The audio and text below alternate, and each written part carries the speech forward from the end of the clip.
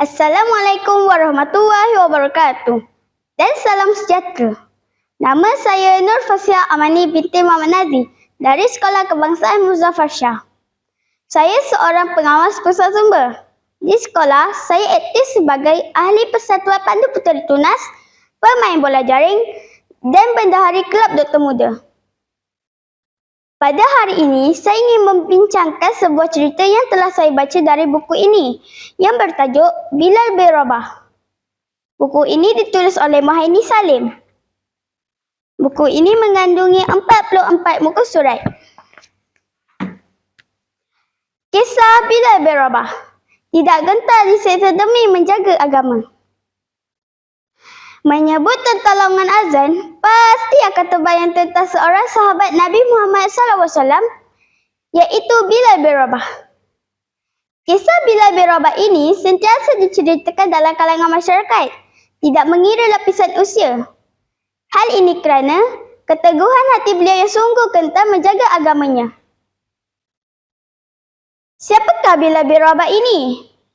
Bilal bin Rabah ataupun nama sebenarnya Bilal bin Rabah Al-Habashi dilahirkan di daerah Asara sekitar 43 tahun sebelum hijrah dan berasal daripada Habasyah. Dari segi fizikal, Bilal dikatakan seorang lelaki yang bertubuh tinggi, kurus dan berkulit gelap kerana bukan daripada kalangan bangsa Arab. Bilal merupakan seorang hamba kepada Umayyah bin Khalaf. Apabila Bilal mengetahui tentang Islam dan Rasulullah SAW, beliau terus saja menemui baginda dan menyatakan keinginan untuk memeluk Islam. Kisah Bilal bin Rabah yang memeluk agama Islam ini diketahui oleh tuannya sendiri, iaitu Umayyah bin Khalaf. Apabila mengetahui perkara itu, Umayyah bersangat marah lalu menyiksanya dengan meletakkan batu yang besar dan berat ke atas badannya di bawah panas terik matahari digurus selama beberapa hari.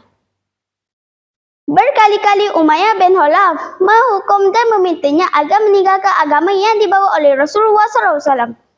Namun, Bilal tetap teguh pendiriannya.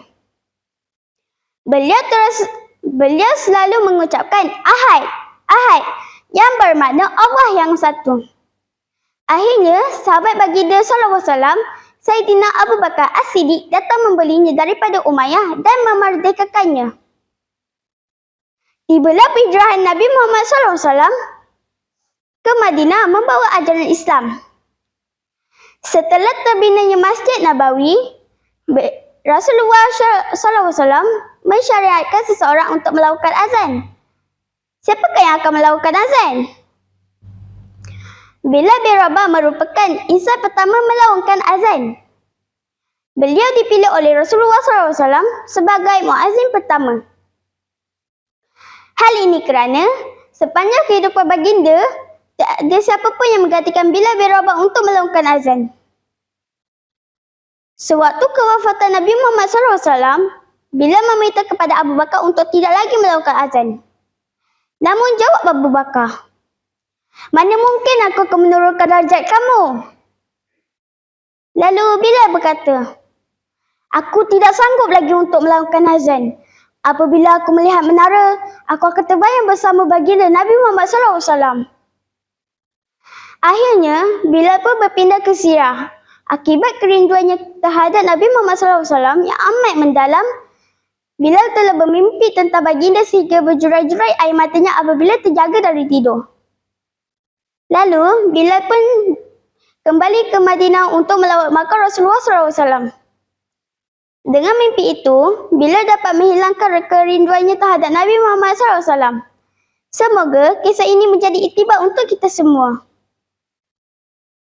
Pengajaran yang boleh diambil dari kisah ini ialah, pertama, kita hendaklah memupuk rasa cinta kita terhadap Allah dan Rasulullah SAW melebihi rasa cinta kita terhadap manusia, supaya kita memperoleh syafaat di akhirat kelak. Kedua, kisah ini banyak menekankan erti sebuah pengorbanan. Sebagaimana kisah Bilal bin Rabah mempertahankan agama Islam yang dianutinya, beliau sanggup menggadaikan nyawanya sendiri.